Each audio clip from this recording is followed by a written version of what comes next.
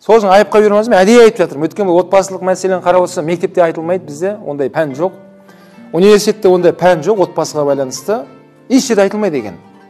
Тек қана бұл сөз қайда ғана айтылады, тойда бірақ айтылады. Және айтылған кезде жастар бақытты болсын дейді, бұл сонымен тоқтайды.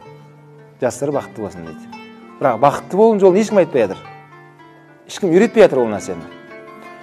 Сол үшін құрметті жастар айтарым, бақытты болыңыздар, бірақ жаңа айтқандай бақытты болудың жолдары бар екен.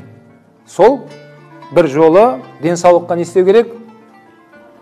Қарау керек. Мынау бедеулік мәселесі, жалпы біз сол алдыңғы саптарға кірдік, өкінішке орай. Жастар тұрмыс, отбасы құрады, қыздар тұрмысқа шығады болашақта. Бедеулік өте барған сайын жоғарылап жатыр.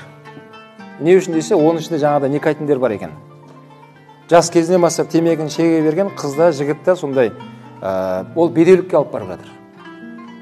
Бедеуліктің соңы айырылысуға алып барып жатыр. Бала болмағаннан кейін отбасыда не болып жатыр?